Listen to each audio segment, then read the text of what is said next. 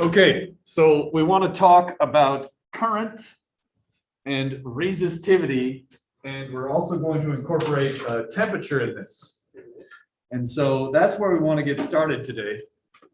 We're on 103 in the workbook, those of you getting in there on Zoom here. I don't know if you heard that earlier. So let's start with some definitions.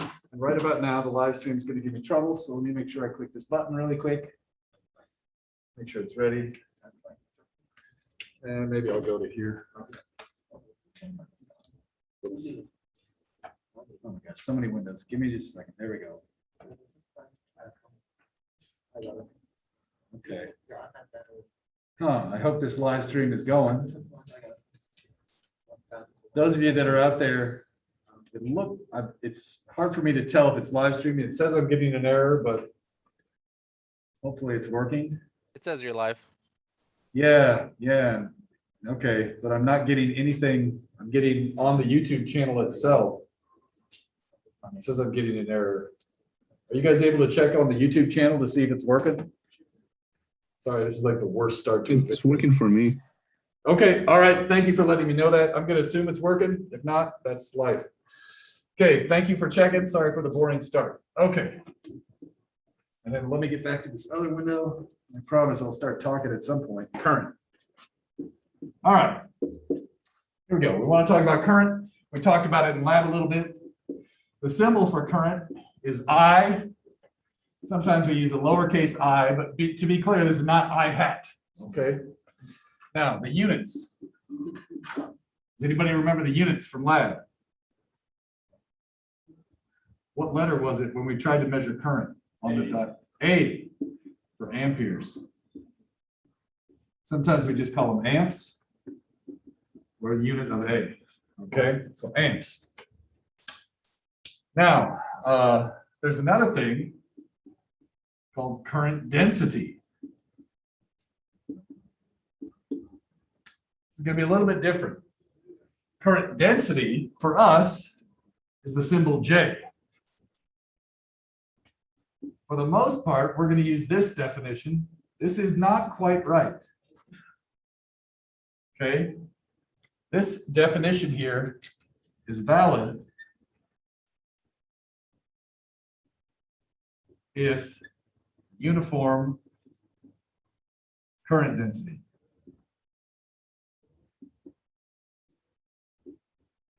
Strictly speaking, however, current density is best defined by this equation.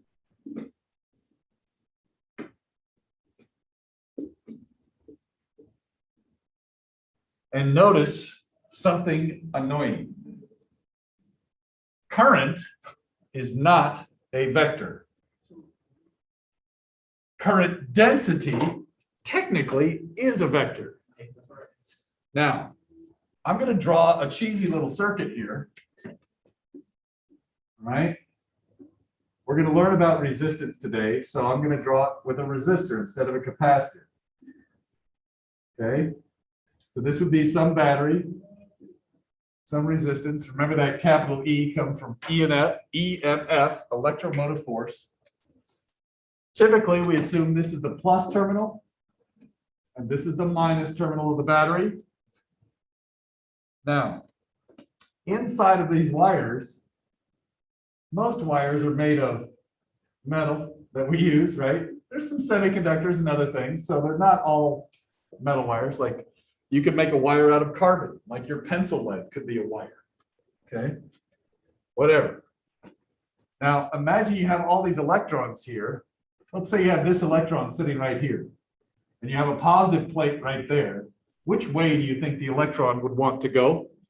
Clockwise or counterclockwise in this circuit? This way, right? These electrons would be attracted this direction. They would be repelled that way, right? Now, what's going on inside the battery is chemistry. We don't want to talk about that right now. All right? We can discuss that later. But the idea is the electron flow is shown in blue here. I'll call that the electron motion. Now, so we would say the electrons are moving, whatever, counterclockwise.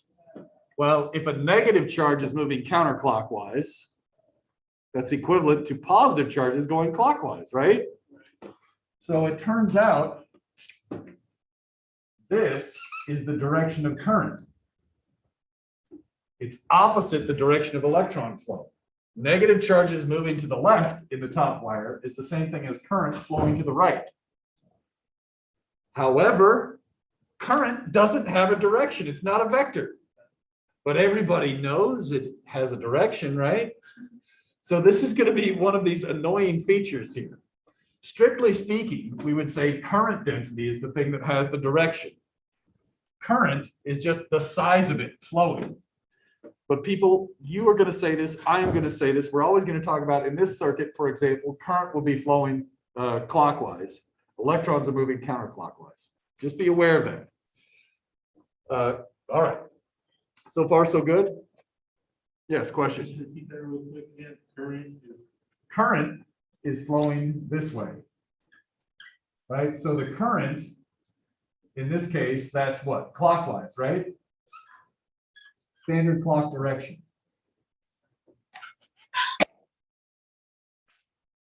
Right?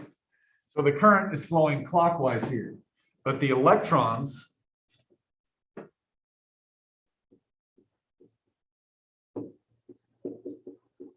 is CCW, counterclockwise. So just be aware of this. If you don't like it, blame Ben Franklin, not me.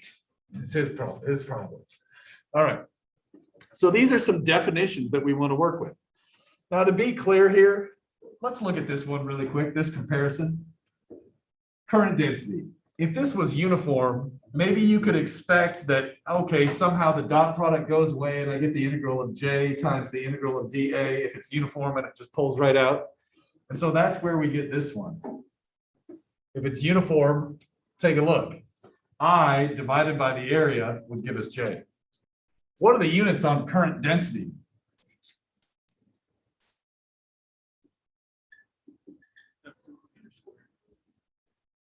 Yeah, it's, what is it? Amps per meter squared. Isn't that fun? This is another one of those where A in this case means area, A in the units means amps, and we're supposed to know the difference. Hey, job security. Gotta keep it confusing or nobody needs me. All right. All right. What else do I want to say about that? Area. What does the area mean in this case? Well, let's say I had this slab of material here, and I don't know if you can see this. Yeah. If I stand in front of it, I think you can see it a little bit better. So let's just say I wanted to run current through this slab, right? There's lots of different ways to hook up the wires. Pretend this is made out of metal, right? I could connect at this end, and I could try and run current this direction. Well, if I do that, this would be the cross-sectional area, and we see it changing. I could try and go from the front to this side, like this. I could try and push current through it this way. Sorry, give me a second. Right? And if I do that, right, in this case, this would be the cross-sectional area. So depending which way you try to wire up your pieces of metal, it can be confusing what the area is. Just know that it's the cross-sectional area. I think this 26.1 in your workbook is a good way to start. So let's look at 26.1 really quick. Okay, I'm going to sketch it up. Most wires are cylindrical.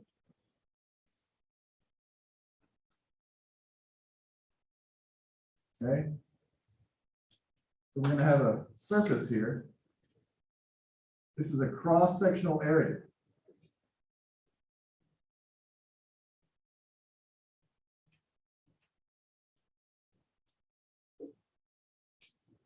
All right. So in this case, we have, I think there's 4 plus charges.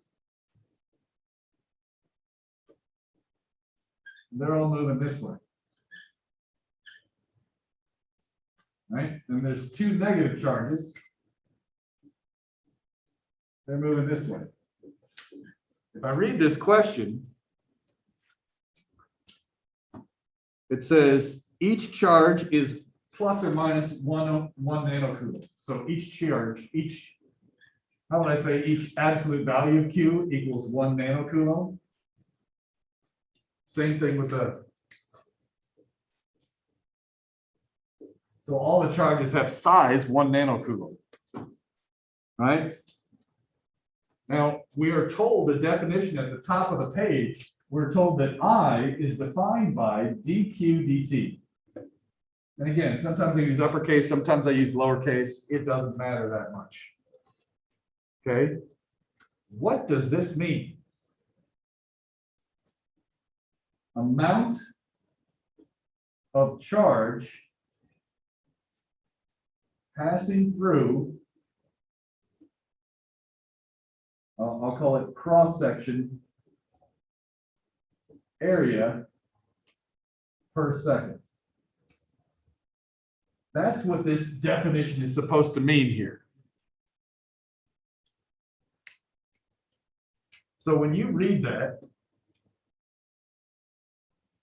what do you think the current is? What is this definition? It's okay to take a guess and be right or wrong. What do you think the current is? We got 4 pluses moving that way. We got 2 minuses moving this way. What do you think the current is? Okay, and so this is the weird part. You would want to think that these two cancel 2 of those, right? Turns out, this is what I was trying to allude to in a second ago. Minuses moving left are the same as pluses moving to the right. So this is 6. It's fun. 6 nanocoulombs per second. Huh. Take a guess what another unit for an amp is. Look at the units. Coulombs per second. So an amp is a coulomb per second. We're going to use that a lot. All right. So just be aware. You might be saying, well, when would this ever happen? Right? When would I ever have plus charges moving one way and negative charges moving another way? In a chemistry experiment is one, right? You could have ion transfer happening both ways. What's another one? You could imagine some gas in astronomy applications or something, right? Charged ions moving this way and that, or a plasma beam. Believe it or not, this can actually happen in electronics as well. Okay, so we don't normally think of positive charges as moving, but in some materials, there's experiments that show positive charges, which are actually the absence of electrons, are moving around. You can think of it, they're called holes in semiconductor physics. You could think of it like a bubble moving, right? We've talked about that a little bit, and you can imagine a bubble moving through a material. The material isn't moving. There's an absence of material moving around. Anyways, there are cases where plus charges could move around. That's enough said. All right. So let's start. Let's get a feeling for our next problem, 26.2. All right. I'm going to try and cruise through this really quick. So we're going to do 26.2. We'll go back over to here. Any questions from Zoom out there? Just shout them out whenever you got them. All right. Okay. All right. So we're going to look at 26.2 really quick. Yep. Question. Go for it. That long a Q? What's that? That long a C? LN on the Q. Oh, no, that's Oh, one nanocoulomb. Yeah, natural logarithm of capacity. Just to be clear, let's go back just in case these things. Just to be clear, they're asking about this. That was the number 1 nanocoulomb. Notice being sloppy. I was sloppy. I should have been more clear. Right? All right. Yeah, you can get a refund. You can get your bog fee waiver back. Right? As a reference. When I first started working here, they paid me so little, I got the bog fee waiver, and I was working here. It was pretty bad. It ended up being a big, I don't want to go into that. Let's talk about anything else. How about current density? All right. Back on the right board now? Okay. All right, so now I wanted to look at, what was the next question, did I say? 26.2, thank you. 26.2. We got a cylindrical pipe.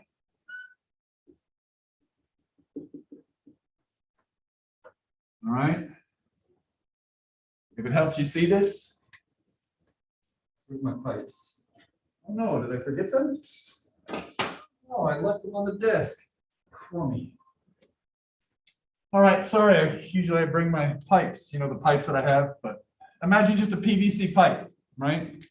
The idea is we're going to try and send current down this way through this end face, right? And the current's going to come out the other end. So that's the current. All right. Well, I want to use my definition of current density. We're using the uniform case. If we have uniform current density, we don't really need to think about this vector. J is current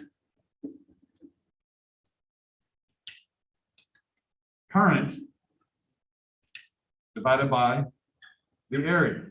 All right. So, okay, that's fine. In this case, that's I. What's the area in this particular case? If I'm sending current through this pipe, what would it be? You've got the figure there. What's the area, do you think? Is it going to be 2 pi RL? Is it going to be pi r squared? Is it going to be something else? What area would I use? What if she's a cross-sectional area? So We need cross-sectional area. That's what I wanted to focus on. We need the cross-sectional area. So in this case, you need the area that is perpendicular to current flow. That's the shaded face. This is the area, right? That is the cross-section of the pipe. In this case, current is flowing down there. So what's a good way to compute that? What's that? Yeah. Like two circles. Yeah, 2 circles. So it'd be, Bigger circle by 4. yeah, it's pi radius outer squared minus pi radius inner squared, Yeah. which from there, I believe in this case, is the outer radius 2r. Yeah. And the inner radius is just r. Yeah. When you square it, do you agree you get a 4? Yeah. And then you subtract, so you get a 3.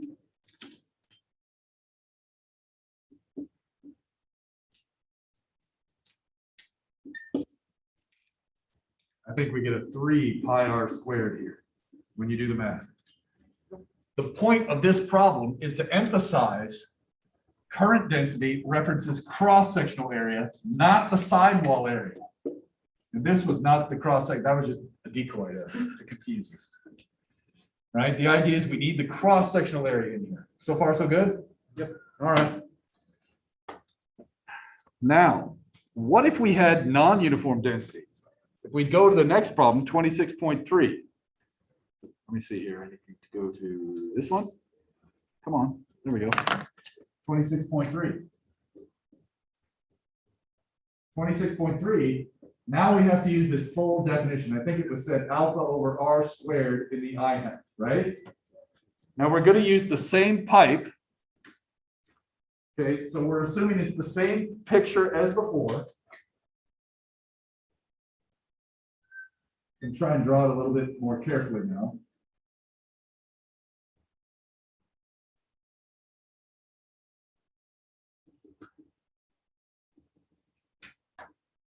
We're still sending current down. Where is current density the greatest? In this particular case, let's see, what does this equation even mean?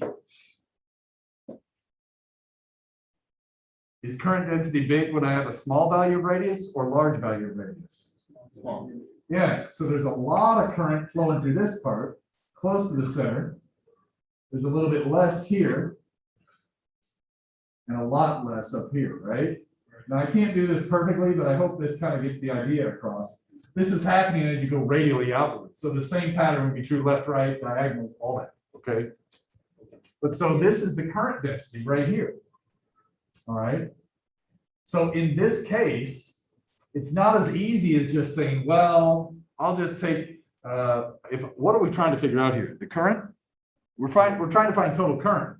I can't just take this and multiply by the area. That's not going to work anymore. So now I have to do this technique here. I is equal to the integral of the current density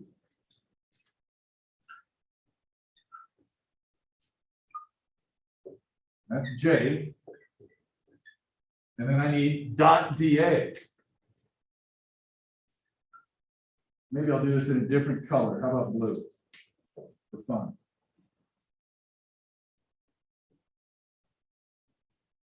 I need an area vector.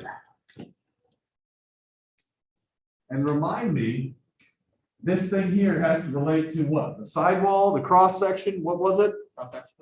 We need this to be a cross section somehow. Let's see if I got paper towels.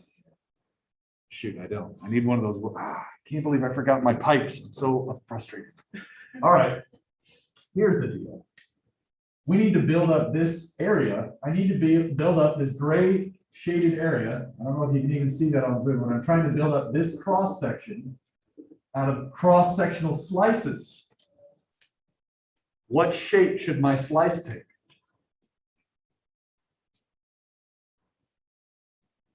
I want to build up this face. Remember, this is like a washer. What shape do we use to build up washers? Is it a ring? Ring. Now I'll try and make this a little thicker so you can see it out there. Is that showing up on Zoom at all? Can you see it? Yes, sir. That's good. Okay, thank you. All right. The idea is at this particular radius, at this particular ring radius, I know a certain value of R and I would know a certain amount of current density there. So I could take the area of that weird ring and multiply it by this factor, and that would give me the current right through this chunk. So said another way, I is equal to the integral of DI. All of this is DI. This is the amount of current through one blue ring here. And then I could keep adding up all the contributions and keep moving outwards and get the total amount of current through the entire area. So far, so good? In this case, what's a good name for this area? What's the area of that ring?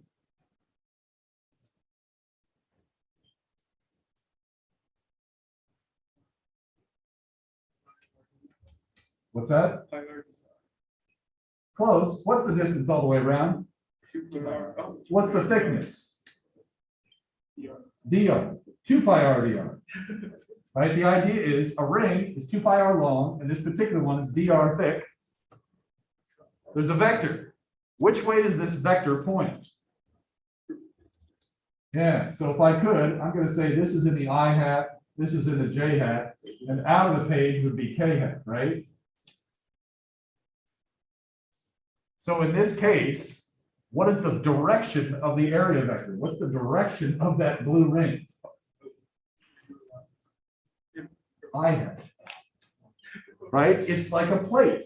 What's the direction of this plate, right? If I said this, right, the direction of this plate is perpendicular to the surface. The normals are perpendicular to the surface, right?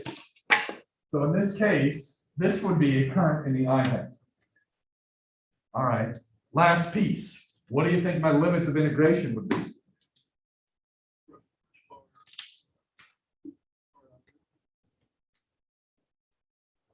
Which is 2R in this case, right? Yeah. That's your integral.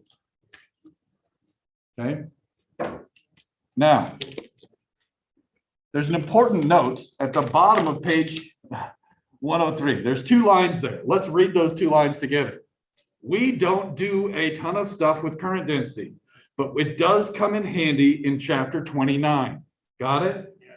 This is enough on this for now. If you want to have a simple question, look at 26.4. You could try that one at home tonight and see how you're doing. It's a conceptual question about current density. So you could try that one later, but I want to move on. I just want to emphasize we are going to come back to this later. Well, maybe I'll tell you why. Okay. I like to know why we're doing this stuff. As if this isn't traumatizing enough. Somebody tell me Gauss's law real quick. Or E Q over epsilon. And how did we get Q enclosed a lot of times? DQ. Rho dV, which was dq. You're right. So what isn't this basically how we got Q enclosed? Huh.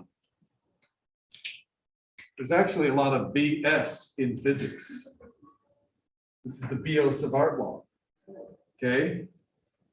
And it turns out it's going to be mu naught I enclosed. How do you think we're going to get I enclosed later? Take a guess.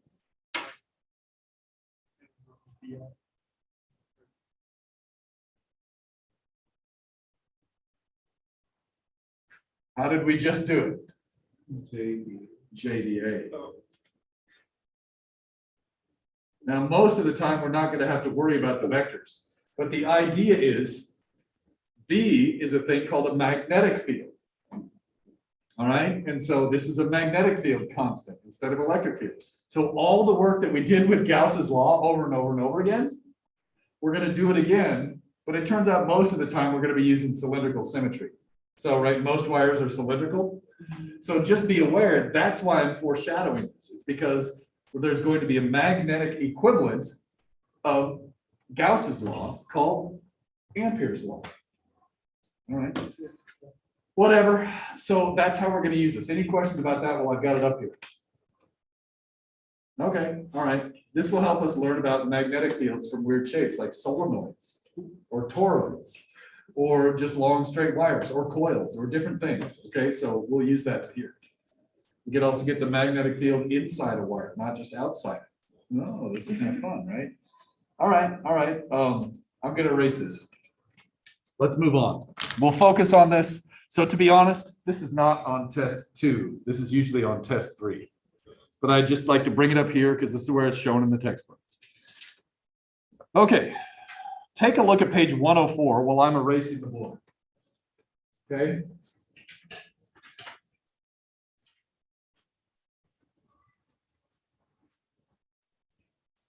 That's a lot of words. You can skim through it.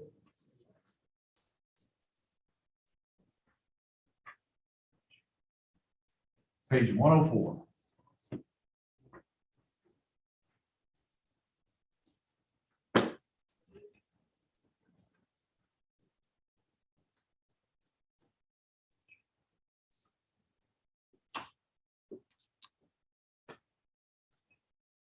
Okay. So I'm going to bring up the equation that's near the bottom here.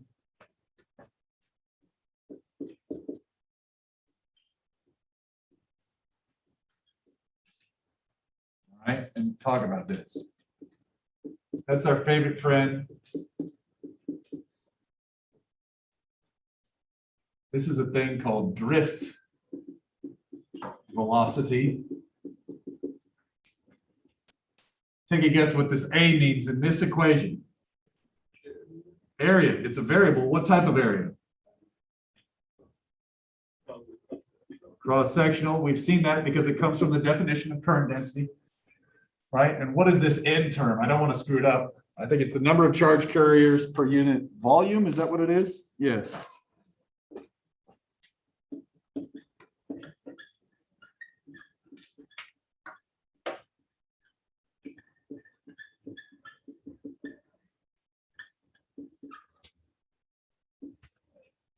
Okay. Now, this, for example, let's say we were using silver or something, right? Some of the electrons in the silver are actually free to move around, and some of them are bound by the nuclei. And so this number relates to that. To be clear, you guys should not be writing notes right now because this is not on the test. Just in case you want, just try to say, like, try to save your wrists. You know what I'm saying? I think it's important that we discuss this super briefly, and I'll explain why. Okay. If you're an electrical engineer or something, you might need to know this. I'm going to do a very simplified model of a circuit. Okay, imagine this is like a blow up of the wire. Okay, now maybe there'd be a battery somewhere here. I don't want to worry about the battery too much, so let's just put in some symbol like this, plus and minus. There's a battery. Maybe there's a resistor in here. I don't know. The resistor could be thought of as a very small constriction of the wire. So the resistance would basically be, oh, it has to try and get, the electrons have to try and get through this tiny little section of the wire. That would be like the resistance. You can think of this as a pump. And inside of here,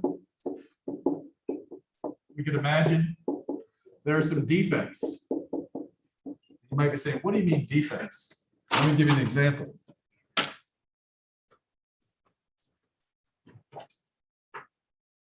Yeah, you like that? Isn't that weird? Where'd you go? Oh, there he is. Did I get everybody?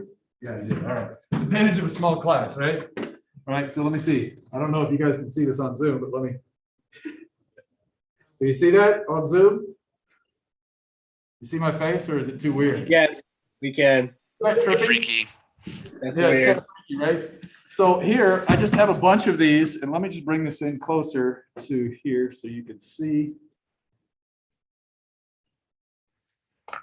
Right, and so the idea here is, this is just a bunch of straws sitting in a box, right? There's nothing fancy here. But the idea, you can start to see, you can maybe see some patterns here where there, it almost looks like domains. Where it's hard for me to see it from the side, but you can almost see lines formed by the edges of the straws where they don't stack perfectly in a hexagonal lattice all the time. Okay, so and if you want, we'll pass this around. I just kind of, if you look at it, like for me, I could see there's like a stripe right here where it almost looks like a stripe, and it's not a perfect set of hexagons everywhere. So you can pass this around, take a look at it. If you want to look through it, see what it looks like, it's crazy. All right. The idea here is, whoops, I want to go back to this board. All right. The idea is those places where the crystal lattice looks slightly deformed can be thought of as irregularities. That makes it harder for the electrons to flow, and these naturally occur in all substances. Maybe there's impurity atoms inside of there. So maybe this is supposed to be a pure wire of copper, and maybe occasionally there's some aluminum or something, or uranium in there. I don't know, whatever. But the idea here is you have electrons sitting here. The electrons cannot flow perfectly through here. They're moving really fast. The speed of the average electron is probably on the order of 10 to the 6th meters per second. But it's crazy fast, right? But it's bouncing around like this. What does this drift velocity mean? Drift velocity is the average velocity as it moves around. The electron is flying back and forth. If there was no battery in here, it would just basically bounce around and on average stay in the same spot, right? But because there's a battery here, you get an electric field in this wire, and then on average, what's happening is this. It's moving around, and then on average, it's slowly drifting around the circuit, right? And so this is what this drift velocity is supposed to represent, this very small speed as it's going around. And so I gave you some numbers here, in particular, for this particular slab of aluminum that I mentioned in the problem. The drift velocity itself is only about 2 millimeters per second. Now think about that. These electrons are moving insanely fast. The electric field is just barely enough to cause them on average to drift around the circuit. The issue is because this number is huge, like something on the order of 10 to the 23, like a mole, right? You can actually get, so we have a small amount of charge, a very small velocity. The cross-sectional area of these wires is tiny, but what happens is there's so many electrons in there, right? There's moles and moles and moles of them.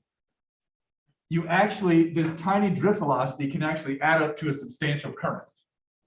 Moral of the story, just be aware that there's different types of speeds for electrons, and they're actually moving this fast, but on average, they're drifting around the circuit this fast. Okay, so if you read your book, you read about drift velocity, that's what that means. Enough said, I think. Good? Okay, I think it's really cool. I'd love to spend more time on it. I can't. Okay. So now I'd like to talk about resistance and resistivity. So look at page 105. All right.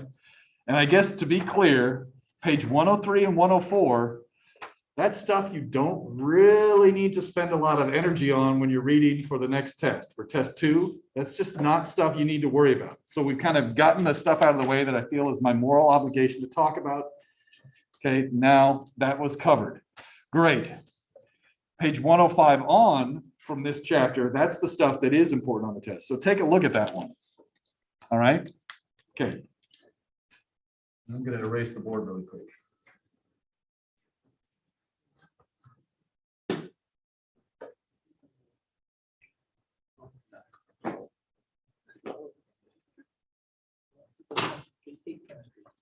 All right.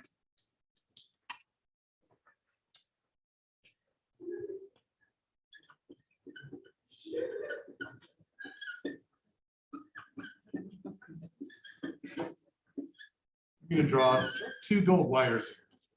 So imagine you had 2 wires made out of gold. All right.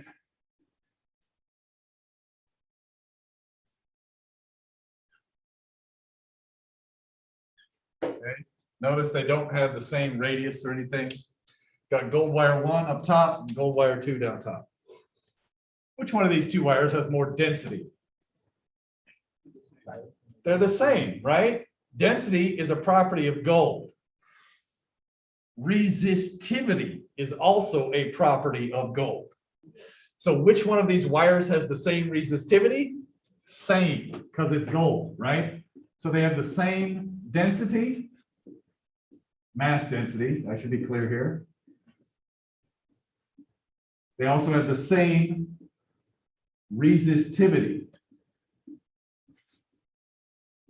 And I'm going to emphasize the last part of the word there, resistivity.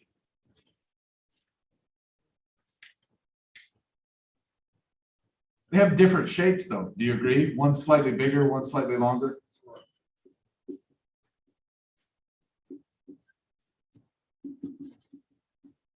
As a result, do you agree they would have different mass? This one would have more mass than that one. It's just bigger. Okay, they have different mass. They also have different resistance.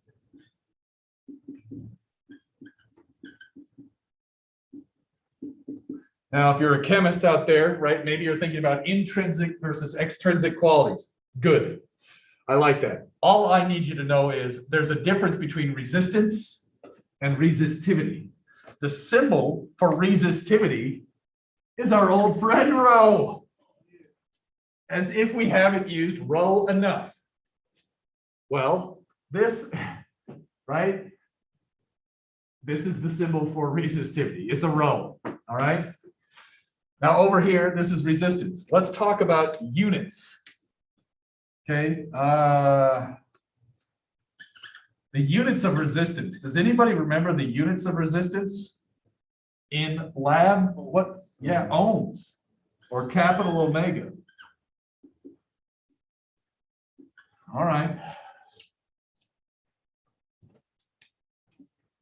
The units of resistivity are different.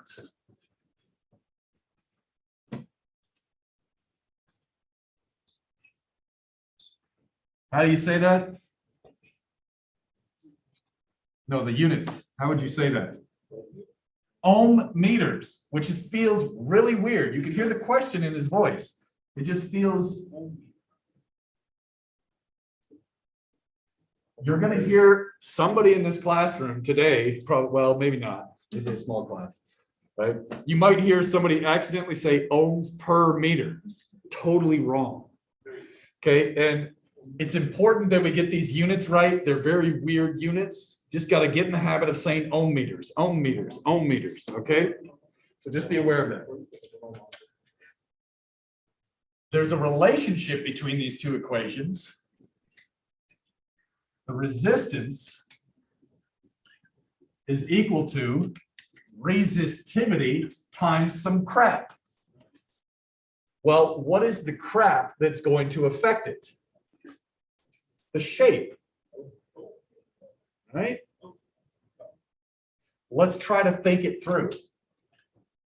Now, I know we haven't talked too much about this, but I want you to think about current as being water flow for a minute, okay? So just like water can flow through a pipe, current can flow through a resistor or a wire, okay?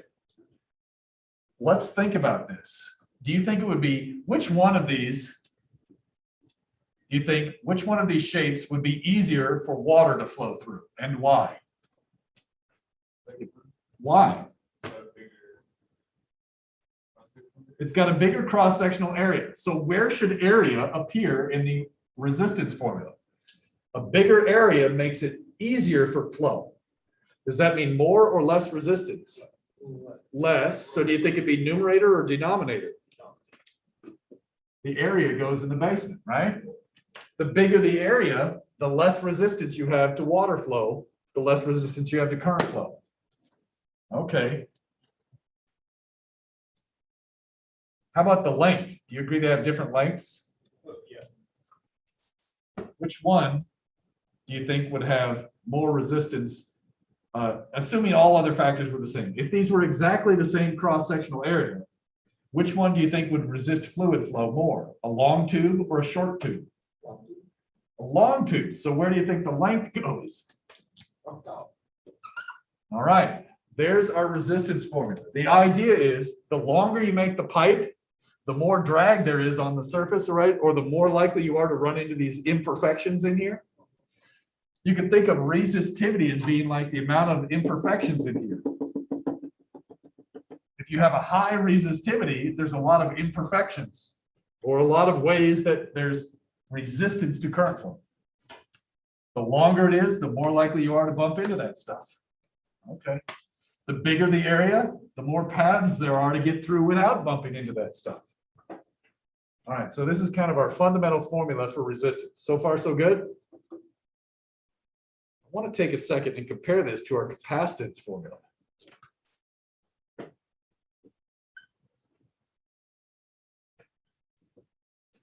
If we're talking about capacitance, what was the formula from the equation sheet for a parallel plate capacitor? Epsilon naught. You remember? A over D. Interesting. What do you notice about the area in those two formulas? For resistance, the area is down low. For capacitance, the area is up top. For resistance, the length is up top. For capacitors, this length was the distance between the plates. It's a length, it's a plate spacing. Notice that comes in the basement. Later on, we're going to discover that the rules for combining capacitors had the 1 over C's and the C equals C1 plus C2, or 1 over C equals 1 over C plus 1 over C. The rules for resistance and capacitance equivalence get flipped. And it's exactly because the length gets flipped to the top and the area gets flipped to the bottom. More on that later. Questions about this stuff while it's up here? So far, so good? All right. Now, you're going to see an equation that looks like this in your textbook.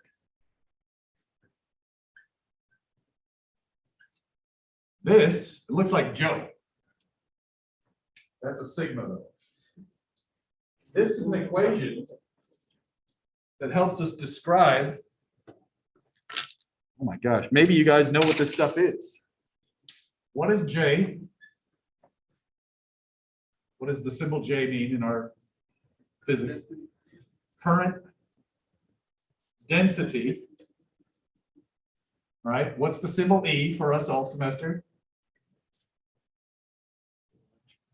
Elect field. All right. This is a new symbol. Maybe I'll draw it in blue. Oh, that's weird blue. I don't like that blue.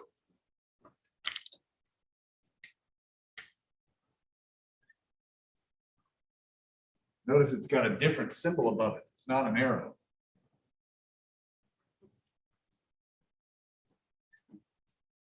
Right? That's called the conductivity tensor. We are not going to do tensor math, fortunately. I'll explain why in just a second. You guys have been doing tensor math for a long time. Yes? My last tensor is. Yes.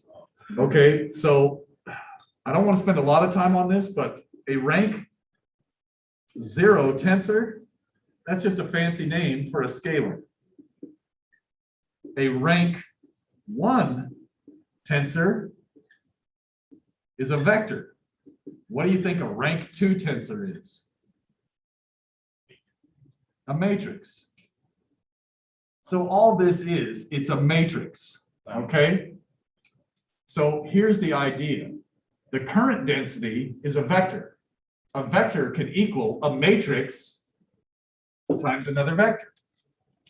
Okay, that's cool. Why am I bringing this up? Imagine you have this matter model like this, right? And it's kind of red, so I can't, there we go. Right, this is supposed to be a bunch of atoms here in three-dimensional space that I just broke. The idea is sometimes it's easier for current to flow in one direction than a different direction through a material. Okay, that's called anisotropy, or not the same in every direction. Fortunately, in this class, we're going to keep it simple. We're going to assume all of our materials are isotropic, meaning current flows the same this way, as that way. So in a later class, this becomes important, right? That anisotropy could be useful for making piezoelectrics, say, or something, right? There's different materials that have this property of not being the same in X, Y, and Z directions. For now, we're going to restrict ourselves to isotropic cases, which means we can drop all the vector symbols on here and the matrix symbol. So for us, we're going to make this a lot simpler and not deal with this. If you want to learn more about tensors, I'll talk to you until you're blue in the face later. Okay, but we need to move on. Is that good enough for right now? Yeah. So what we're going to do is we're going to keep this simple and say, you know what?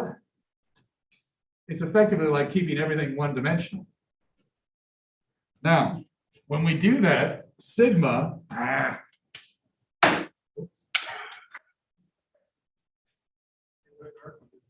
one over the resistivity. So this is going to be easier for us, okay? So conductivity, we don't need to use the word tensor anymore, is 1 over the resistivity, not 1 over the resistance, it's 1 over the resistivity. So notice this Joe-looking formula up here. This is actually a sigma, right? We're reusing sigma today too, right? Don't you love it? Reusing the Greek letters, like the third or fourth way. Okay. I'm going to kind of allude to this way. You agree that there's current somewhere hidden in this formula? Current density has current somewhere inside of it. The electric field, doesn't that somehow relate to voltage? Yeah. And doesn't this symbol somehow relate to resistance? Think carefully, right? It's 1 over, it's somehow going to relate to that stuff. You see there's an area and a length and maybe a voltage, right? The electric field has something like volts per unit length. I'm going to do some magic sprinkles and we get this. Delta V equals IR. These two equations are called Ohm's law. Now, we haven't done any math with this, but this is an important piece of information that we're going to want to use in the last half of class today. I know I'm doing a lot of theory today. I apologize for that. The idea is, if we learn about something's resistance based on its shape and its resistivity, what we want to do is be able to apply a known battery voltage to that and predict the amount of current flow. Or if you know how much voltage you have and you know how much current you want, we could predict what shape we need for the resistor if you're designing resistors. Now, all right. What do you think about that? So far, so good?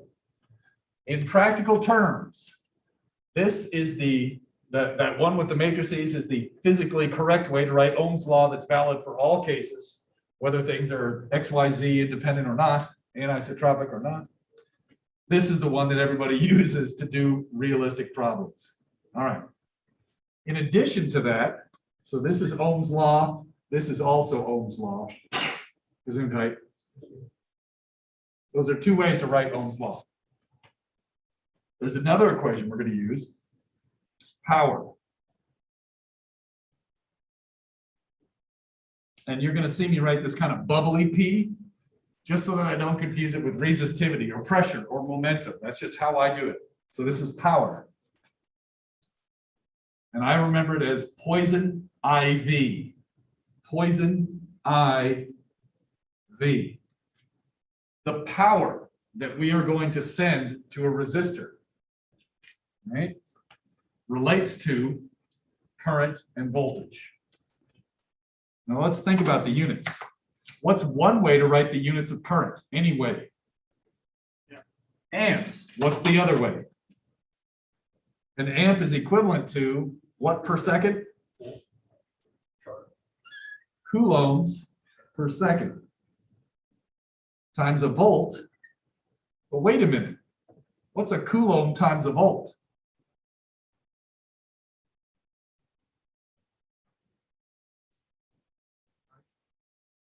How about this? U equals QV, right?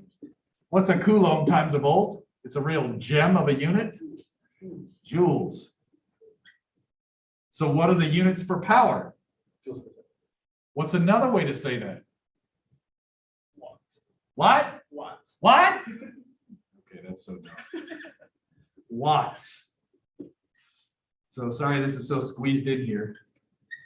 The idea is we're going to be talking about current, voltage, power, conductivity, resistivity, and the shapes of objects in this chapter. And this is how they all kind of play together. All right. Now, there's a problem if we stop right here. This is not going to get the job done. So I'm going to bring this out. Give me a sec.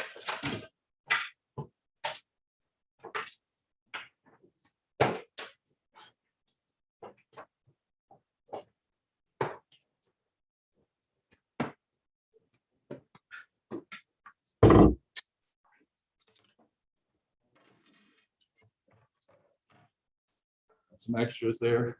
I need a plug-in. Whoops, I lost my plug-in. Any questions while I'm setting this demo up?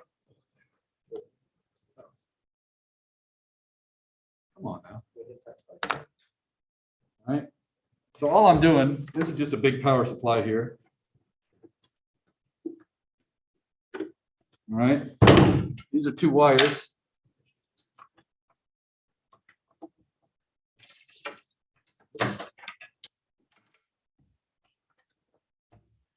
Okay, and to be clear, I want to be very clear here. Sorry, this is a wire that's not connected to that. I'll zoom in a minute. All right. I just want to make sure I don't screw this up. Okay, that's on. All right, so now I'm going to try and zoom in on this. Oops, I need this button. Okay, and then maybe just so you can see it. You probably, I don't know if you can tell, zoom, can you see that? There's a wire there that I'm flicking with my finger. Do you see that at all? Yeah, a little bit. Yes. It's there. There's a wire here, there's a wire here. This upper wire is not connected to the lower wire. It's just my backup in case I screw up the demo and need to do it a second time. All right, so this right here, the green number, let's just dial this into a nice easy number. How about 3 volts? So the green number is 3.0 volts. Can you guys see that at all in the back? You can move around if you want. Okay, right now I've not connected the circuit. There should be no current, hopefully. The red number is the current. Can you see that at all, or is it getting in the way? All right, whatever. Now there should be some current flow, right? So I'm just gonna put this up here and measure this thing. That's about 20 centimeters apart, especially if I scoot this all the way over. So that's about 20 centimeters. I don't know if you can see that in there, but I can, okay? So right there to right there is 20 centimeters. That's about right. Okay. Now in this case, I want to write down some data here and maybe squeeze it in right here.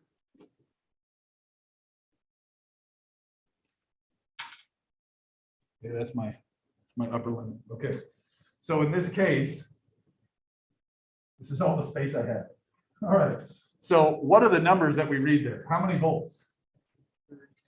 So we use L equals 20 centimeters, volts equals 3 volts. I'm going to not use units because I'm running out of space, okay? Sorry about this. And then what's the current?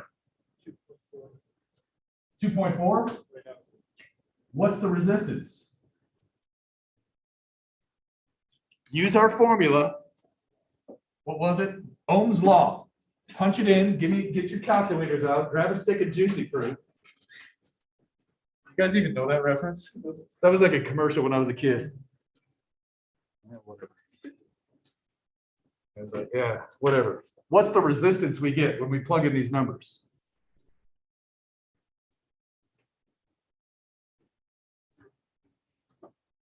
What is it? 0.15? Ohm's law. We're solving for R here. It should be just 3 divided by 2.4. I got 1 1/4. Is that what you got? Okay. So we got the resistance is 1.25. Okay. So can you guys even read that at all back there? My apologies. It's not always going to be this small. Right? That's just so they could see. So in this case, we see that when the length is 20, the resistance is 1 1/4. Yeah. Well, if I move this to the halfway, I forgot. That's what I was going to try and teach you about. It gets really freaking hot. I was running for a while there. Okay, so one of the other things that we want to learn about is temperature dependence. It gets really hot. Okay, so let me turn this off for a second. All right, so now I'm going to move this to the middle. When I move this to the middle, what should happen to the current?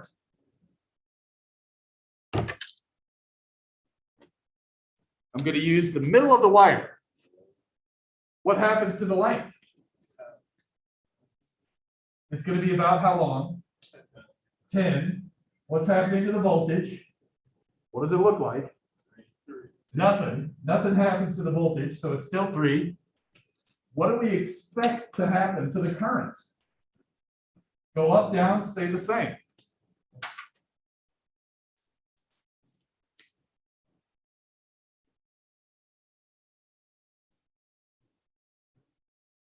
I wonder which equation might be useful for analyzing that.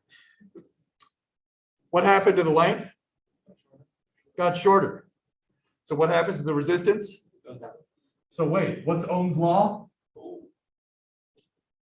If the resistance goes down and voltage stays the same. Okay, let's see.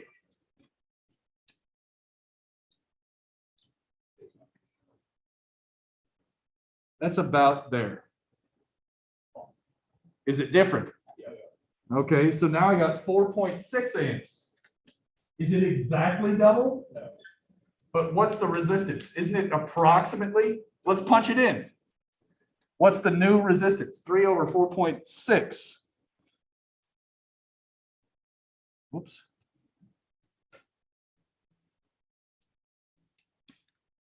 .65? Yeah. That's hard to read, so I'm going to make it a little bit smaller. That's hard to read. I'm going to make it smaller. I've never said that on a whiteboard. Zoom is different. 0.65? Yeah. Okay. Can you see that on Zoom? Yeah. Right. And oh, if it helps, maybe I'll hold this up so you can see the current flow. We're not making that number up. Okay. Now. Give me a sec.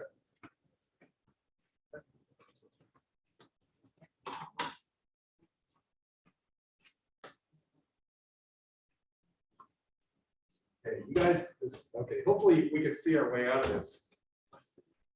Okay, this is when I trip and fall, touch the really hot wire. You see anything up there? Yeah, is that just the red from this? No. No, right? What's gonna happen as I turn this up? Right. If I can find the button. There it is. Okay.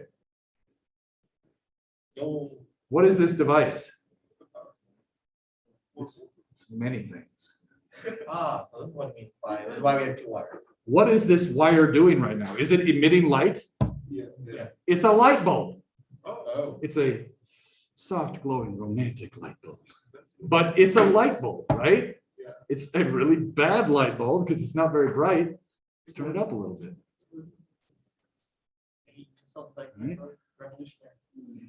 What else is this? It's a space heater. You take a wire and you run, right? It's also an electric stove. You put a frying pan on top. It's also a hair dryer. Oh, that bald spot is perfectly dry now. So, right, the idea, there's a lot of applications to this, but what's happening now is I want to look at this and get this thing really cooking. Oh, see, even shitty light bulbs count it. Right there. 7.9. Oh, I missed the number. Did you guys read the numbers? We got another version of this. Oh. Man, Not the wire. it burned out. What device is that? It's a fuse, right? When you run too much current and you're about to start a fire, this piece of metal burns and stops the current flow. That's a fuse. There's another application, right? I was hoping to do that last.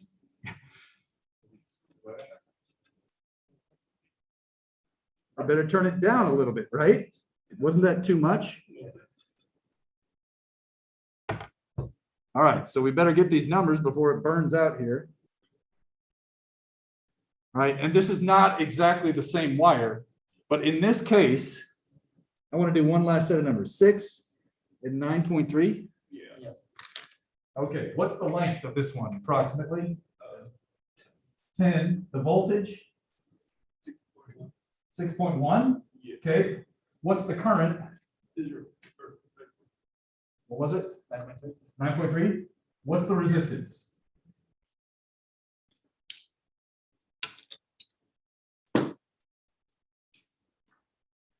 .1 divided by 9.3. I'm gonna round. I got resistance is now ever so slightly higher. Do you agree? Yeah. Now we don't know if that's from me moving it. So I'm gonna ramp this up as much as I can now, and I want to get this as high as possible. I'm trying to get this thing hot.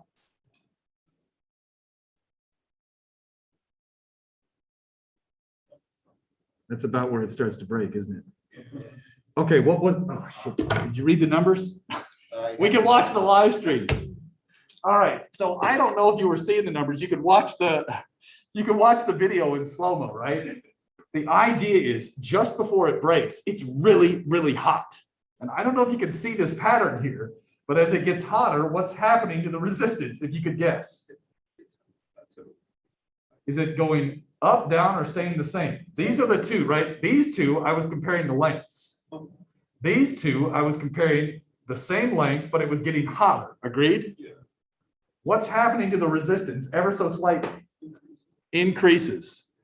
There's a formula for this that we're going to use to understand here. These get hot too.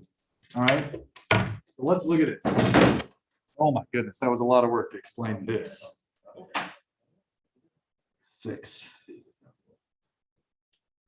There's our data in the corner. One of the things that we see here, and I'm sorry to leave you in the dark. Might as well get some airflow through the building, right? Right. The idea here is there's two more formulas at the bottom, or three more at the bottom of page 105. So the last piece of the puzzle here, resistance as a function of temperature is given by some stated resistance. And predominantly that comes from resistivity changing.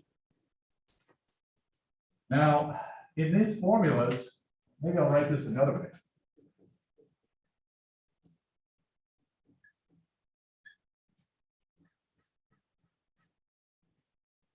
Okay, all I did was I just multiplied that out. And again, we're at the bottom of page 105. So what does this mean? Well, this is resistance. What do you think that subscript 0 means? Well, we're talking about resistance versus temperature. So instead of a times 0, you might think it means, that's what you would think. And of course, that's not it. It's at resistance at 20 degrees Celsius. Have fun with that. It's at room temperature, all right? Now, room temperature is approximately 20 degrees Celsius. That's just the deal. You're probably going to be like, how am I going to remember this on test day? Take a look at the back. I got that 20 degrees Celsius right there for you. Look at the bottom right corner in the table. See it there? It says something about 20 degrees Celsius. That's the number on test day that's going to remind you, oh yeah, that's, what temperature was it? It's at 20. More on that in a minute. Now look at this. The idea is, as the temperature goes up, so let me clarify what this means here. This is not R times T. This is resistance, not resistivity, resistance as function of temperature T. The idea here is we saw the resistance. What did it do? Did it go up or go down or stay the same as it got hot? It went up slightly. This is the change in resistance as it heats up. Now you might be wondering, is this from the object changing state or what is it from? It turns out it's predominantly from the resistivity changing. Resistivity has a nearly identical function.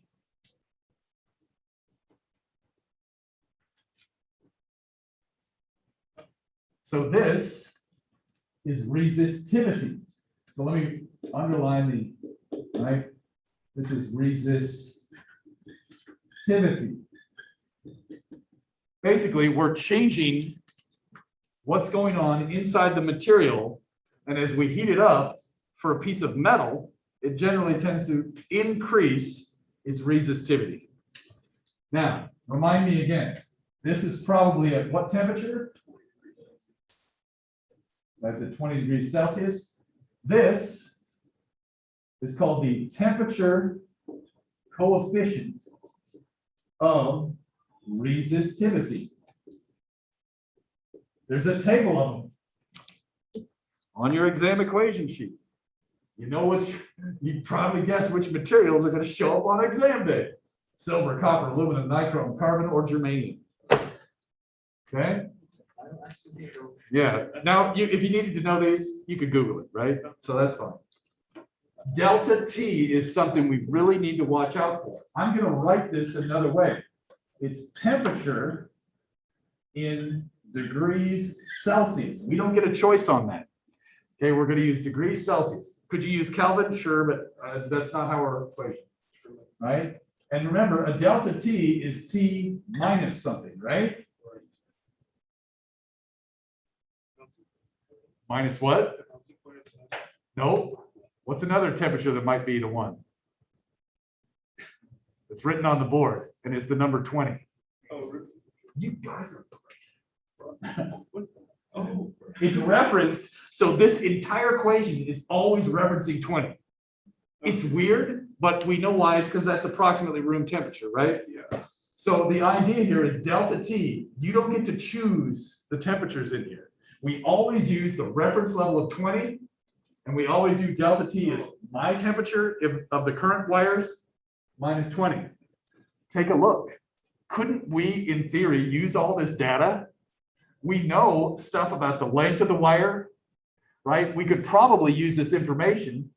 For example, the first one was running, well, it was a little hot, wasn't it? Because didn't it burn me when I touched it? So what we could do is we could use a very long section of this wire and get the resistance at room temperature.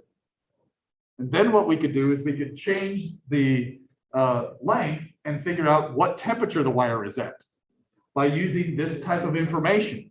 If we could figure out the resistance at a known temperature, 20 degrees, right? And if we could look up the material's temperature coefficient in a table online or on the book, we could then use this information to figure out the temperature of the wire while it's running, right? Or said another way, you could use this to figure out, oh, shoot, right? Is my motherboard going to crap out, right? Am I running too hot? What's the temperature on here? I'm starting to get some problems because I see the resistance for the same voltage, my current's starting to drop. That means it's getting hot. Something like that. Okay. All right. Maybe you could use this to put in a sensor on your motherboard to make sure people don't put their laptop on a piece of carpet and then it gets over hot because the cooling fan's not working. Something like that. All right. Let's see how we do it. Oh, it's 6.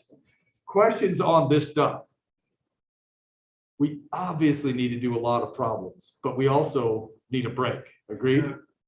So what I want to do is I want you to go for a break. I'm going to get my simulation set up and we'll come back and we'll revisit this and we're going to do some work with these equations. Any questions before you do that from anybody out there? Zoom land?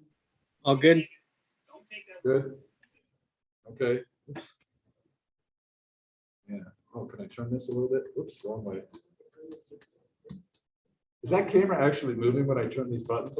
Yeah. Oh, that's kind of cool. All right, whatever. All right, so go ahead, take a 10-minute break. You out there in Zoom land. I'm going to get some stuff ready. Whew. It's going to be cool, I hope.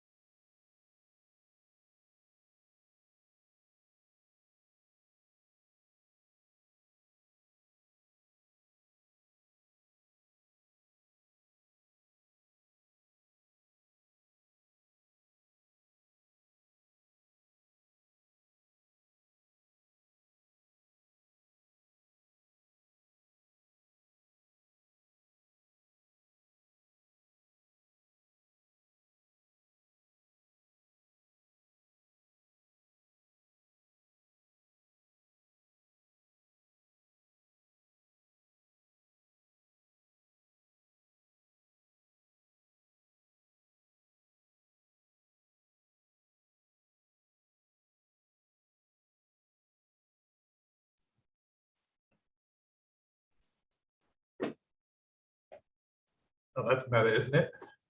Oh, God. Yours does.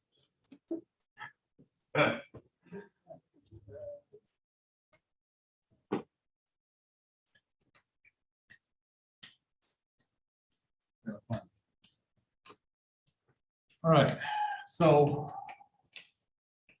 I really like to make sure you got the concept down, so I'm going to do a quick review of what we just talked about, believe it or not, but with simulations. Okay. Let me make sure I hit the right buttons here. Apologies, this is always tricky for me. Okay, so now I need to make sure the share screen, the right screen. Now, I think that's what you're seeing out there on Zoom. You're seeing something that says rho L over A, right? All right, so this is what I was trying to simulate earlier. So just a quick reminder about resistance, right? If we make this longer, right, the resistance increases, right? If you, again, think of current as a fluid flow through here, the longer it is, the more crap there is to bump into. But if I jack up the area, the resistance goes down a little bit, right? Because there's more paths to flow through without bumping into stuff, right? And then resistivity, you could think of this as the amount of imperfections in the lattice structure, but or just think about it as the amount of crap blocking the current flow. So this would be like a very pure piece of metal. It's very easy for this to flow through. Okay, so notice the resistance goes to very small. Next, let me do this. Control Alt Shift Enter. No, forget that. Let me just move this down to here so I can see better. All right. So now, what are we going to do with that? We're going to say, okay, let's say you apply a battery voltage right here. Okay, so you apply a battery voltage. We apply more voltage to the same resistor. The current goes up. These sound effects are awesome. Right?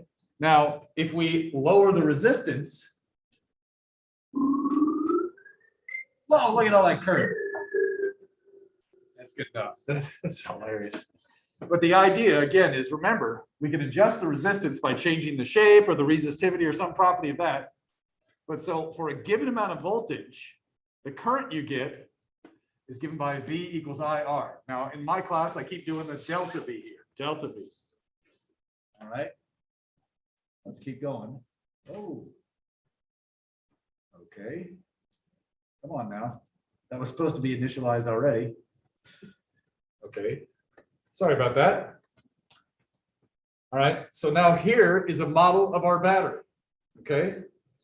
It's running pretty slow there, but who cares? The idea is this is the plus terminal of the battery. This is the minus terminal of the battery. What do you think these small blue circles represent? Electron flow. So in this case, which way is current flowing? Clockwise or counterclockwise? Clockwise. Yeah. Negative charges are moving counterclockwise. So positive charges are moving clockwise. Or it's equivalent to positive charges. There aren't actually any positive charges moving that way. Right? So negatives going counterclockwise are equivalent to positives going this way. If it helps, here's that same circuit. Whoops. Take a look. This shows the direction the electrons are traveling. That is the direction current is flowing. Right? Negatives going, I have to pause for a second too. What was it? Negatives going counter are equivalent to current flowing clockwise. All right? So that's what that was all about. Now, in this case, this is supposed to be a simulation of that wire we were just looking at. If I ramp up the, and in this one, these green circles, it's the red rectangle is supposed to be the resistor. That's like the wire that I just burned a few minutes ago. So as I turn up the battery voltage, what should happen to the wire? It should get hot, and we see the temperature gauge going up there. You get more current, but you also get more resistance. And we saw this in real life. The resistance went up a tiny bit. It went from 0.65 to 0.66 right before the wire burned out. So we do see this. The change in the resistance is not that dramatic. It's subtle, right? The change in temperature can be extremely dramatic and can cause me to get burned, right? Now, one of the things I like to think about is you can see that the green spheres inside the yellow rectangle here, or if I could, let me just do this just in case. There's these big imperfections, let's say. So whatever these objects are, these big green balloons that are opposing the motion, right? There's what, 6 of them in there? Let's watch this again when I lower the temperature down. I lower the temperature by setting this thing, I turn this off, right? And right now there should be no current flow if I'm at 0 volts, right? If I turn it up just a little bit, we get a little bit of motion out of those imperfections, a little bit of motion out of the things that have the arrows pointing at them. When I crank it up all the way, look how wild those oscillations get. I like to think of this as being the reason the resistance is increasing. The imperfections have more thermal energy to oppose the motion of the electrons. Yes, you're applying more voltage. Yes, the current flows more rapidly. We see the current increasing, but that doesn't mean there's not more thermal energy to fight back. So these big imperfections in the lattice are able to fight back more strongly and ever so slightly increase the resistance, even though the current is going up. And then, I don't know if you remember, let's think about this. Let me do this. Annotate. This is the plus terminal of the battery.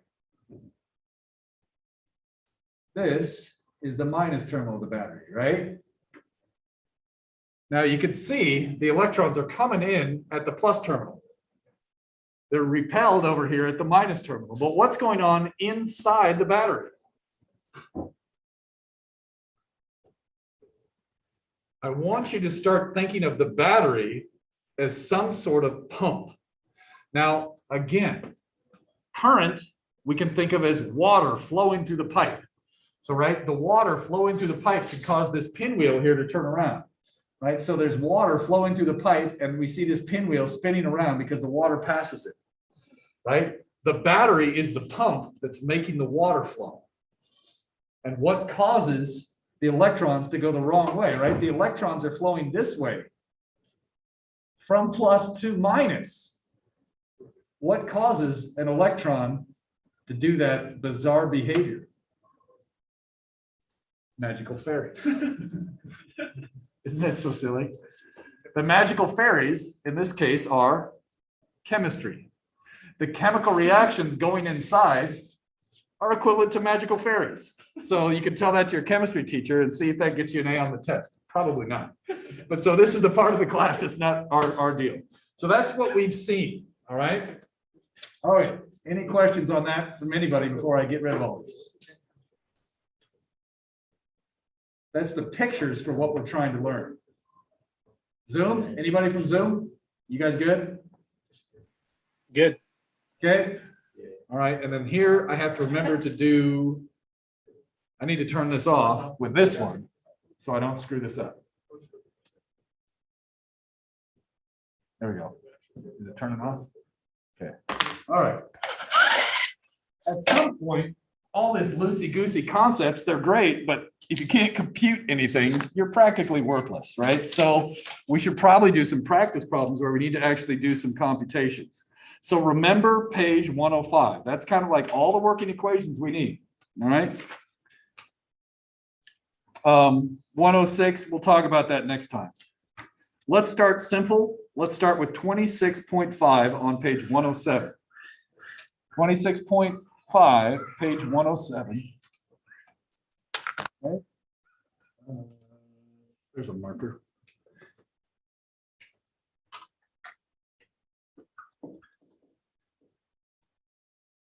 Do we have a cylindrical wire or something like that? Cylindrical gold wire, we've got a length. Okay, so here we go. Most of our wires are going to be cylindrical, not always. So we know the length. Figure not to scale here. What's the radius? 0.5 millimeters. And notice what I'm going to do here. On your paper, you would probably write out the word radius just because we don't want to confuse all these different ones. So I'm going to use little r for it, but I'm going to clarify that radius means little r here, not resistance or something like that. What was it? 0.5. 0.5005. Okay. And then what else do we know? The resistivity. Why not write out the word resistivity? You don't have to write just the symbol, right? That way you know what this means. This particular row is not a volume density. It's not a charge density. It's a resistivity. What was it? 24.4 Yeah. nano ohm Yeah. meters. All right. All right. Determine the resistance of the wire. We've got all these equations. Now, at this point, if you want to race ahead, go for it. Right? But help me out. What equation do you think we might use to analyze the resistance of the wire? What symbol is resistance? Nope. Sigma was conductivity. What was resistance? Big R. So notice we've got three R's. This is a Greek R, a small r. Oh boy. Yeah. Row your Greek letter R. Is this big R? What was the equation? Rho L over A. You got it. Rho L over I A. just looked at it because I'm trying to figure out what he's talking about earlier. Yeah. There's so many, right? It gets kind of circular at some point. It feels weird. But in this case, what's the area? It's gonna be 2 pi RL, right? Yeah. Wait, no. No, I was trying to trick you. What is it? Cross-sectional. It's the cross-sectional area. Yes. So look at this. What's the cross section of this wire? Usually current flows down the wire. We don't usually think of it going radially outwards until later in this chapter. All right. This is a cross section. What's that area going to be? Wait, pi r squared. Wait, no, r pi. Yes. Which R? Little r, pi r squared. And I'm just going to bring this up. Very often, this is going to be ill-advised to bring in the symbol R. A lot of times, it's going to be easier to talk about diameter. Do you agree? So we have one less R. So wouldn't that also be pi diameter squared over 4 if we had the diameter instead? Yeah. Because you'd have R over 2 and then you got to square the 2. Okay. All right. So at this point, punch in the numbers and tell me what you get. Just make sure you do it. All right. And so in this case, I'll say it out loud what I'm punching in. Rho 24.4 EE -9, right? 24.4 EE -9 times the length. Isn't that just 1? Times 1 divided by pi divided by 0.5 EE -3 x squared. So I divide by pi and I divide by radius squared. That way I don't have to do parentheses. And I got R is equal to 0.03106. What are the units? Ohm, sweet ohm. Now, this question, we're not technically done with it. Why? What notation were we asked to use? Engineering notation. So that's equal to what? Engineering means go by 3s. Or if you don't want to think, you just hit the mode button and go to engineering. 31 times. 31.1 milliohms, because 10 to the negative 3 is a milli. Oh, yeah. Remember all that? Yeah. All right. Whatever, that's easy enough. Not too bad, right? That's part A. Now, part B. What are we supposed to do in part B? I can make this, I can scoot over just a little bit more here. Not all the way to here. Which is the one. Yeah, we're supposed to figure out the change in length, right? Yeah. Now, I'm going to show you how I would do this. It's a little bit overkill for part B, but it's going to be useful for part C. Just trust me.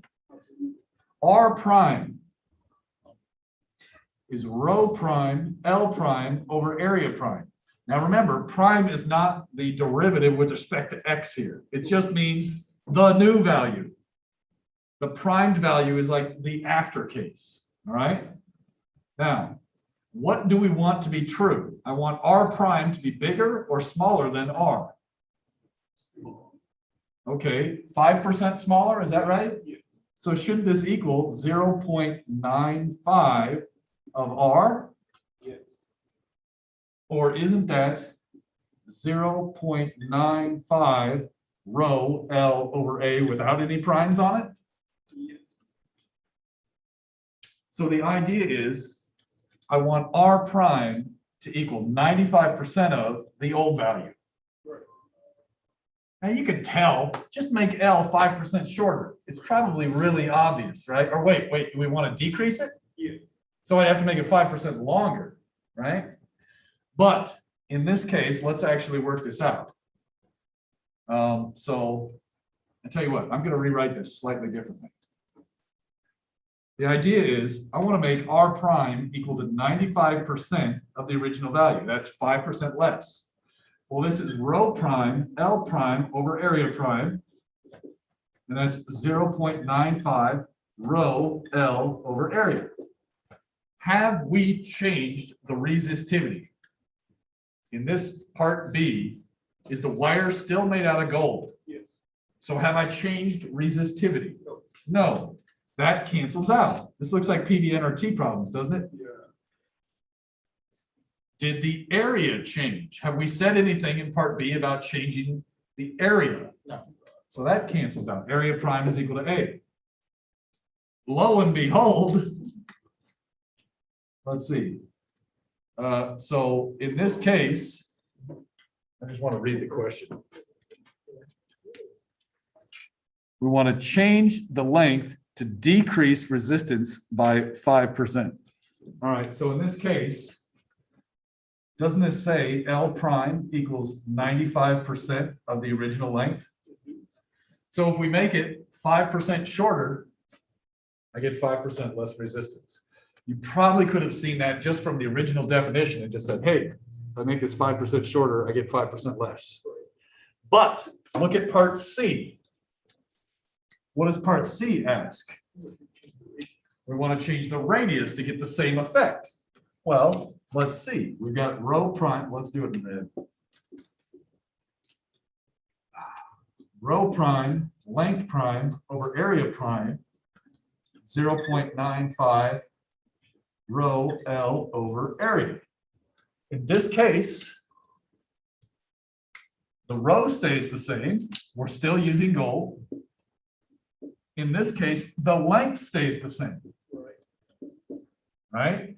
So when I rearrange this, I see area prime has to equal area over 0.95. But then what is area prime? Pi radius prime squared. And so this one takes a little bit of thought, and rather than think about it, I just work this out using the ratios, basically. Right? This is effectively taking a ratio, but on left and right. So the idea is, oh, it's going to be 1 over the square root of 95. So sorry, I'm running out of room here, but basically, R prime should be 1 over the square root of 0.95 of the old radius. And maybe that wasn't immediately obvious to you like the first case, right? So what I'm trying to show you is if you needed to analyze a percent change here, write out the formulas, the final state, you write primes, you use the percentage to figure out the multiplicative factor times the old one. You can do an increase, decrease like this. You could also take ratios if you wanted, right? You could rewrite this as, wait, R prime over R is equal to 0.95, right? I'm saying the old one over the new one is 95%. Yeah. Same thing, that's the same equation. It's basically a ratio problem. The trick is a lot of the stuff that we don't know will oftentimes drop out. Cool? Ratio problems are great. You can practice 26.6 at home, all right? Now, okay, I'm just looking at the time. All right, in this case, I'm going to leave 26.7 and 26.8, basically the rest of that page for you at home, but I do want to mention a couple of quick things. All right.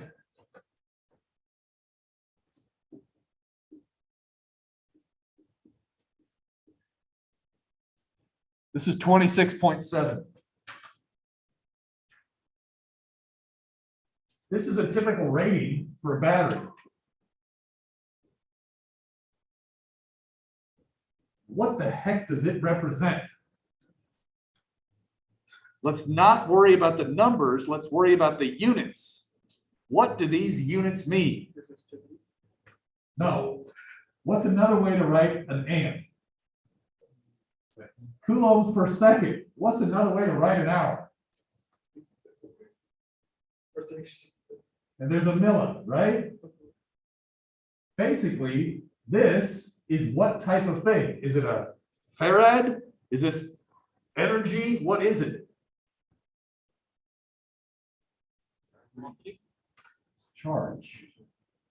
Batteries store charge. Milliamp hours. You do the conversion, you're going to get some number of coulombs. Do you agree? Batteries store charge. Remember I said think of them like a pump? They're a pump that allows a certain amount of charge to push around, right? So they can push a certain amount of minus charge out the negative plate, right? But eventually they run out of charge to push around.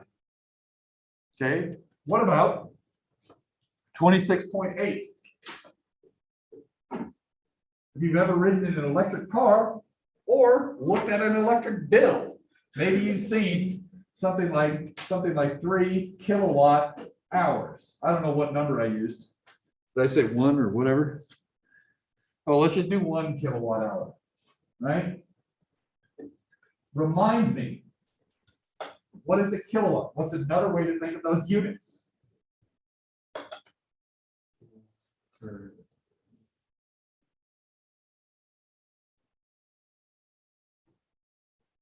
Per Seconds. good. Times. This is a unit of charge, or is it something else? Energy, it's joules. What do you buy from the power company? Energy, right? They charge you in kilowatt hours. Okay, so just keep this in mind. They're basically saying, how much energy did I give you? Why? Well, the reason they do it like this is because typically on every light bulb or something, right, there's a wattage rating. So if you leave a 60-watt light bulb on for 16 hours, let me see, did I do the math right? What's 60 times 16? Isn't that about 600? Wait, 6 times 16 is 100. Yes, that's right. So if you leave this on for 16 hours, that's that's equivalent to 1 kilowatt hour, something like that. And that's what this problem's all about. So you just get out a piece of scratch paper and basically you can convert from a certain light bulb and see how much it costs to run a light bulb and figure out kilowatt hours. That way you understand your electric bill. Right. All right. So that's what those two were about. That's enough said on that. All right, moving on. Page 108. Page 108. All right. Now, I need to erase the board. You guys start reading 26.9. 26.9.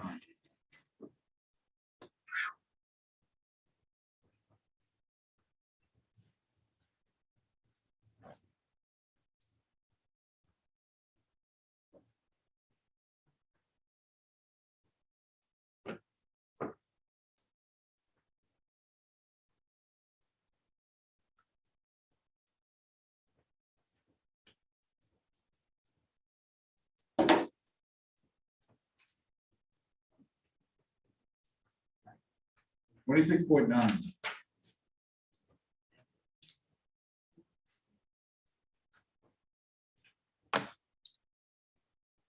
I'm gonna write down all the crap that we see here in 26.9.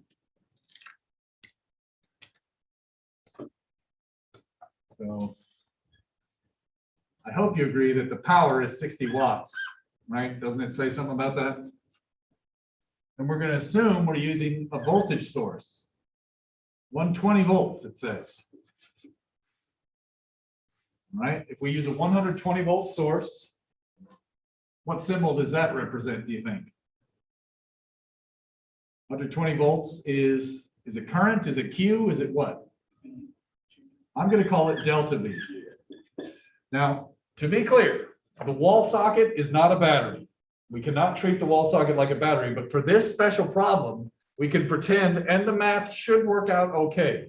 So even though this is not strictly a battery problem, it is equivalent to a battery problem. So just be aware what I'm about to show you is not quite right, but it gets the math right and it shows us something. All right.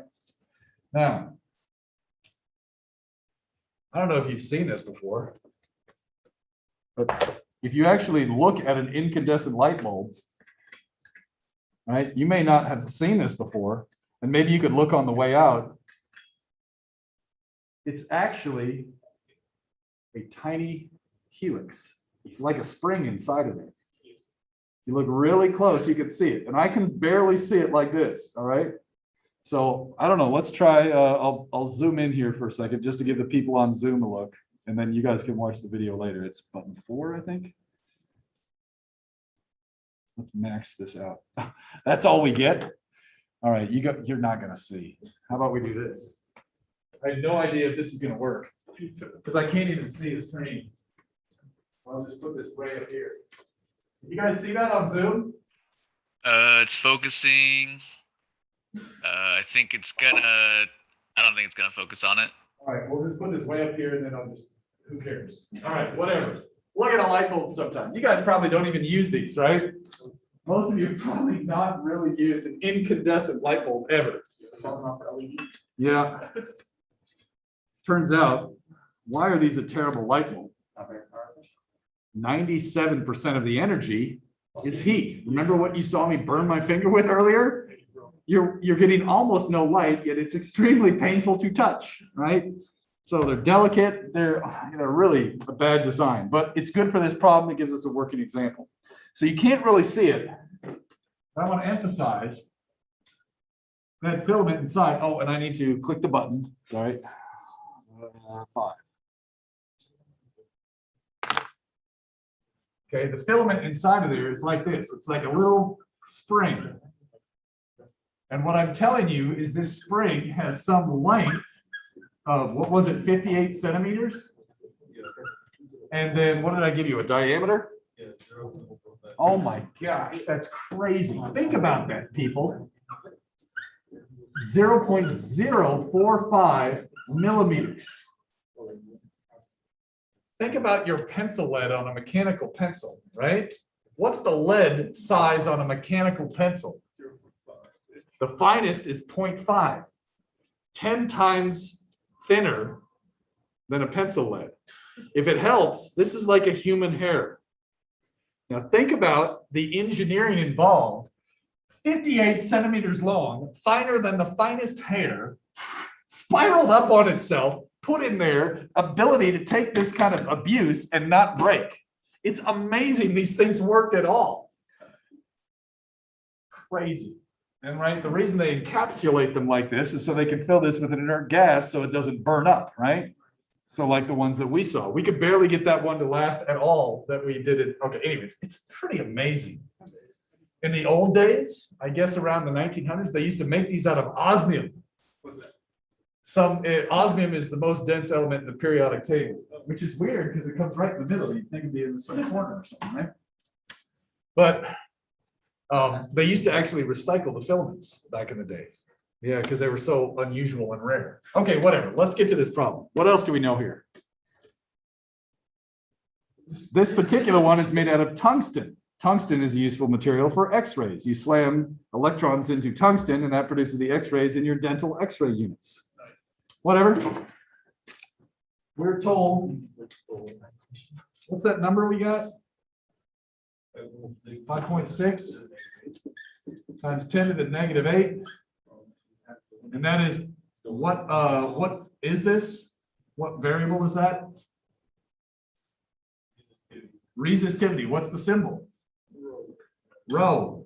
Is this at 20 degrees or is it not at 20 degrees? If it's at 20 degrees, what special thing do I do? Subscript 0. This is the special value. Now, I deliberately left off the units on this one so that you would have to tell me what the units are. Ohm meters. Thank you. It's not ohms per meter. You caught it. All right. I got Esteban in the early class. Right? I said all the same stuff. It's like, ah. All right. Anyways. So I'm going to say it this way. And to be clear, I'm going to emphasize that this means at 20 degrees Celsius. You remember that?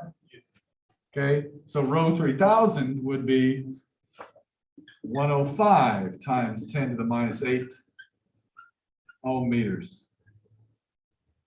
All right. In this case, all right. That's all the information we know. Part A, what are we trying to do? So what is the symbol we want? Alpha. Alpha. That's what we're trying to find. That's WTF. Okay. What's an equation that's going to help us get the job done? Resistivity. Rho of T. Rho of T.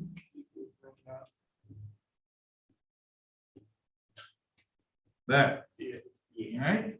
This should be on your equation sheet. Let's verify it. Is it? Oh, this one's not. I guess this one's so common, I expect you to memorize it. Yeah. Yay! Or when you first get your test, you scribble it down on there, right? Whatever. No, It's in there? it's by the Oh, is it by the table?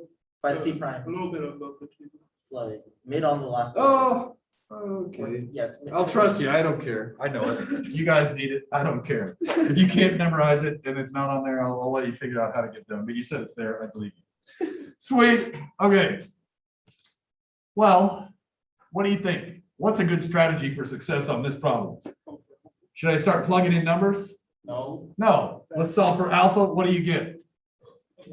Rho over rho naught equals 1 plus alpha delta t. I'm not going to write the of t anymore. I'm just going to write this as rho. So in this case, I get rho over rho naught minus 1 equals alpha delta t. Alpha equals rho over rho naught minus 1. All this divided by T minus, what's the special reference temperature? 20 degrees Celsius. 20 degrees Celsius. There's alpha. You could plug in some numbers. I'm confident you are not incompetent and can do that. What are the units on the answer? What are the units of this numerator? Nothing. Nothing. Ohm meters over ohm meters is nothing. Minus 1, that's a number, that's nothing. 1 over degrees Celsius. Look at the original equation. This has units of ohm meters. This has units of ohm meters. That means this has no units. Well, that means alpha must have units of inverse degrees Celsius. So what we have learned is the units of alpha are 1 over degrees Celsius. The units of alpha are 1 over degrees Celsius. Okay, now we're running out of time. I want to talk about point B. It says, figure out the resistance of the bulb while it's operating. Okay. What are some equations we might use to figure out the resistance of the bulb? Give me any equation you can think of that talks about resistance. That's what I went to first. This is not going to get the job done. Do we know the temperature? Do we? No. Did it specifically say it's operating at 3000? No. No, we know the resistivity is 3,000, but we don't know the temperature of the light bulb. We just know this was one data point. So you might think that's good. Turns out it's not going to help you. What's another way we could get the resistance? Use the R and T, but I'm not gonna worry. Oh, yeah, it's by alpha. What's power equal to? Poison And IV. current, yeah, current. What's Ohm's law?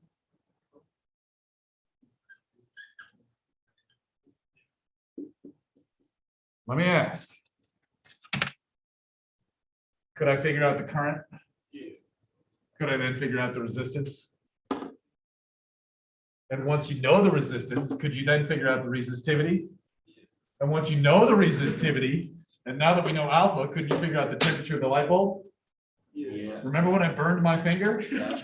We could have done the calculation to figure out the temperature of that wire. This problem shows you the basic process. Again, let's remind ourselves. We know the power of a light bulb. It says so right on there, right? Okay.